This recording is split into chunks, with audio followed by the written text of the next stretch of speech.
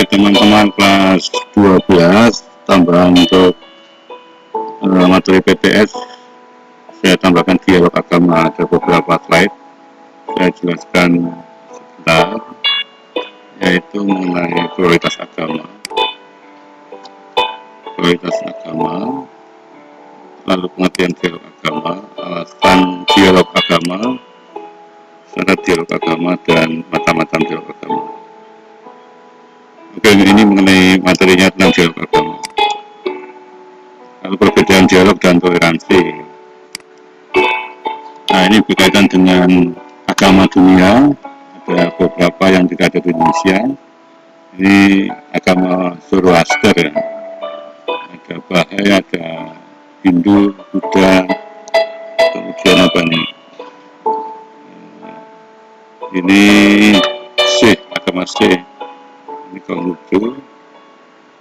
Ya, Islam, Katolik Kristen jadi satu. Nah, kata pluralisme atau pluralism artinya beberapa.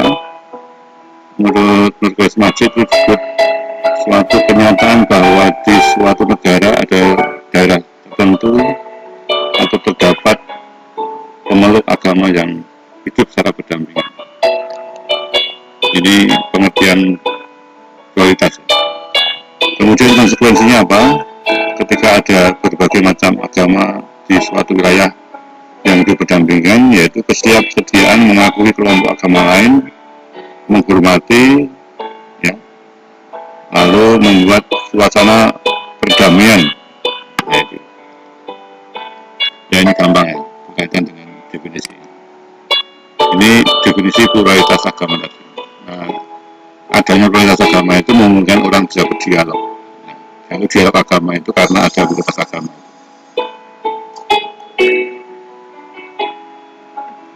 Kemudian berikutnya masuk ke unsur-unsur pluralitas ya. Sebuah sistem nilai secara inklusif ya. Sistem nilai harus inklusif ya. Kalau pluralitas tidak ada inklusif ya berarti tidak jalan ya. Pluralitas itu lalu tidak diakui. Harus terbuka satu sama lain dan mendukung satu sama lain. Yang kedua, penerimaan dengan optimis bahwa saudaraku yang berbeda itu ada sesuatu yang bisa dibagikan, bukan musuh, bukan saingan. Yang kedua, berbuat sebaik mungkin di tengah perbedaan itu. Ini tiga hal yang memungkinkan dialog ya. Jadi adanya pluralitas, kemudian ada sistem nilai yang inklusif, kemudian ada dua sikap ya, penerimaan optimis dan berbuat sebaik mungkin. Nah ini Bapak pluralitas Gus Dur tahun 2000-an ini membuka bagaimana supaya keberagaman di Indonesia itu sungguh-sungguh diakui dan dihormati. Nah sekarang kita masuk pada pengertian dialog itu. Dialog bukan sama dengan diskusi, bukan sama dengan debat ya. Dialog itu berbeda komunikasi, tapi komunikasinya lebih bukan hanya kata-kata tapi juga perbuatan ya, aksi. Nah ini komunikasi antar pemeluk agama dua atau lebih untuk mendobrak kekekuatan pergaulan. Ini berkaitan dengan sikap ya. Yang selama ini masih ada sesuatu yang curiga dan sebagainya. Nah tujuannya apa? Untuk menciptakan perjalanan harmonis yang satu. Yang kedua untuk menciptakan kesejahteraan umum atau bonum comune. Nah kesejahteraan umum yang akhirnya yang menjadi cita-cita atau goalnya ya. Nah ini terjadi kuah Islamiyah atau kuah Patuniyah dalam terminologi agama Islam ya. Yang penting ini ya, komunikasi antar pemeluk agama satu, dua atau lebih supaya terjadi pergaulan yang harmonis ya, tidak terkaku pergaulan. Nah akhirnya sampai pada endingnya, sampai cita-cita untuk kesejahteraan umum. Alasan mengapa kita berdialog itu tadi yang pertama karena ada pluralitas dia, kenyataan adanya plural. Kalau tidak plural ya apa yang kita berdialog ya sudah jadi satu. Yang kedua adanya konflik ya. Dulu waktu peristiwa Poso, peristiwa Ambon itu dialog diintensifkan ya. Ada pembakaran gereja, ada konflik-konflik agama itu diintensifkan. konsekuensi logis dari iman. Iman kita terbuka, maka mau tidak mau keyakinan iman yang lain itu mesti harus diperhatikan. Konsekuensi logis iman itu membuka diri kepada siapapun, dan iman itu pada Tuhan. Kalau agama yang dipeluk orang lain itu beriman pada Tuhan, maka itu sama konsekuensinya, saya harus bersaudara dengan mereka. Nah, yang keempat, keterbatasan agama itu pada manusia, maka kalau terbatas ya kita bisa berguru, bisa menimba ilmu dari agama orang lain. Nah, Tuhan Maha Segala, disembah kalau satu agama saja tidak cukup, maka ada banyak sekali agama yang menyembah Tuhan. Dan Tuhan disembah dengan cara apapun yang kita mungkin tidak kenal, ya, agama-agama dunia seperti yang ada dalam itu tadi slide yang kedua. Nah, syaratnya apa? Syarat dialog agama itu metanoia atau pertobatan, atau bertobat, yaitu meninggalkan pola hidup yang lama dalam relasi dengan agama lain dan mengganti pola hidup yang baru, yang memungkinkan terjadinya dialog. Nah, pengalaman pola baru itu saya buatkan seperti ini. Mana yang ditinggalkan dan mana yang harus diganti.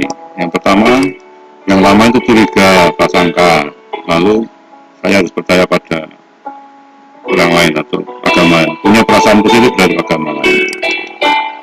Selama ini takut terhadap agama lain dengan pakaian ya, tomplang atau apa, atau mungkin pakai cadar, ya, kita sudah punya prasangka takut. Nah, berani mendekat.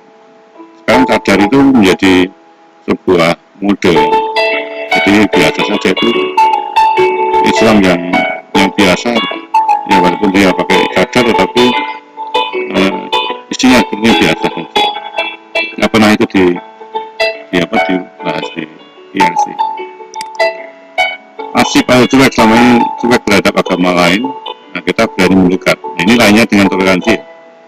Toleransi itu ya cuek biasa, pokoknya tidak mengganggu. Lakum binukum waliyadin.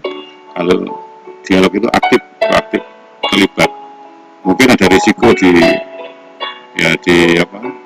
dikatakan sok tahu gitu ya.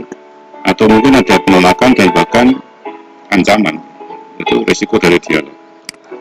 Mencari kelemahan selama ini, menemukan hal yang positif dalam agama orang lain. Ini pola yang hidup yang baik. Membiarkan bertindak dengan risiko. Oke, lalu merendahkan, memusuhi, rendah hati dan bersahabat.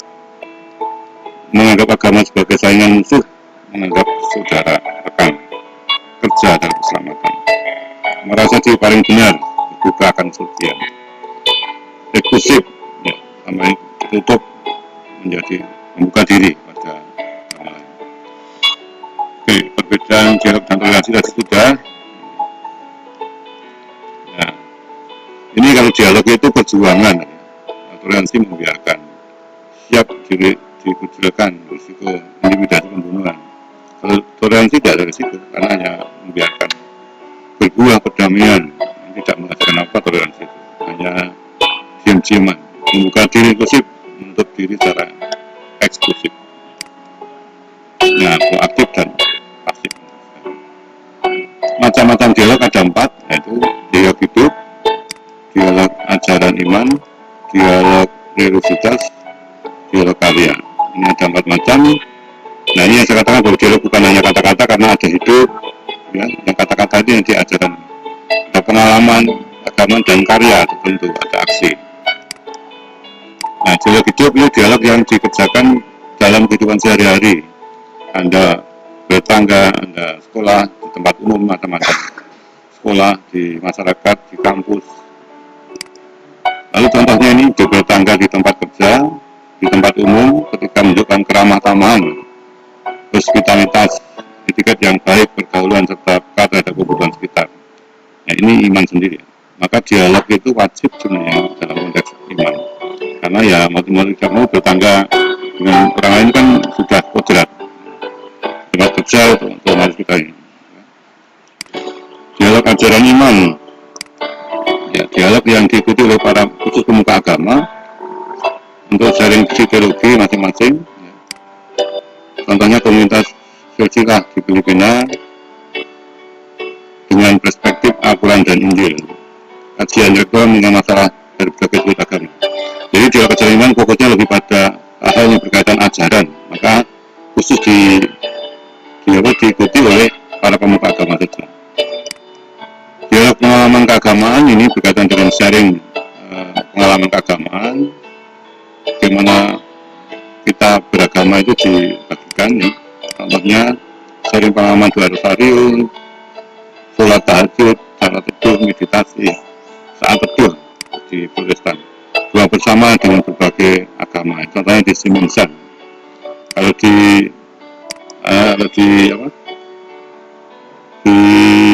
Indonesia contohnya ada komunitas tikar panjang, komunitas yang berkaitan dengan kesenian atau musik-musik etnis dari agama. Yang terakhir, dialog yang keempat adalah dialog yang diikuti oleh pemeluk agama untuk membuat karya bersama sampai pada endingnya dia, supaya keperhatian masyarakat itu terpenuhi. Ya. Contohnya bekerjasama untuk menangani bencana alam, ya, Baksos, membuat fasilitas umum seperti taman bacaan, pengadaan air bersih, fasilitas olahraga atau apapun itu yang bisa menguntungkan sama-sama, bisa mensejahterakan. Nah, ini agama-agama dunia yang mungkin belum dikenal di Indonesia, mesti ada ajaran pokoknya. Yang tidak ada di Islam misalnya agama Sikh, agama Zoroaster, agama Bahai, agama Jainisme, ada di negara-negara lain. Ada kitab suci, mesti setiap agama dan kitab suci. Kalau Sunda Wiwitan, Kejawen atau Merapu itu belum ini karena belum ada ini kitab suci belum.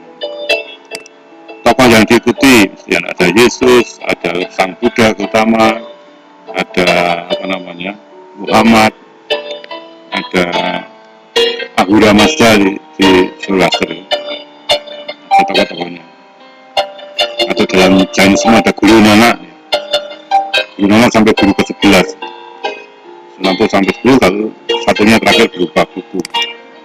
Konsep Tuhan dipahami kalau dalam Kristiani, Tuhan itu sebagai manusia biasa yang punya perasaan, yang punya fisik seperti manusia, jadi Yesus ya, konsep Kristiani. Nah, Tuhannya agama lain berbeda, maka di Islam ini tidak boleh digambarkan, tidak boleh diilustrasikan, konsep Tuhannya berbeda. Ada ritual Natal, Paskah, Nyepi, Idul Fitri, itu tadi yang berkaitan. Lalu ketemunya apa dalam agama-agama dunia? Walaupun agamanya bermacam-macam, tapi ketemu dalam satu ketemu itu Tuhan itu sendiri ketemunya. Ya. Sebutannya bisa macam-macam, bisa Allah, bisa Yesus, bisa Bapa, bisa Sang Yahudi Waso, bisa Ahura Mazda. Keprihatinan tentang masalah ini ketemu. Kalau ada sesuatu yang memprihatinkan, gempa bumi, bencana alam, tsunami, gunung meletus, ya, atau pandemi seperti ini, ya, itu menjadi ketemu agama. Semua prihatin terhadap keadaan yang memprihatinkan seperti COVID-19. Pesan universal, perdamaian itu ketemunya, keadilan, cinta kasih. Semuanya tidak ada yang melawan ini. Kalau melawan berarti ya bukan agama lagi. Ya. Agama itu justru mempromosikan dan bahkan menegakkan, mewujudkan nilai ini. Tujuan akhir semuanya ada, tujuan akhir keabadian. Tidak ada yang memikirkan hanya dunia sendiri, seperti orang Saduki itu. Hidupnya dinikmati semenikmat mungkin karena dia tidak yakin ada akhir zaman.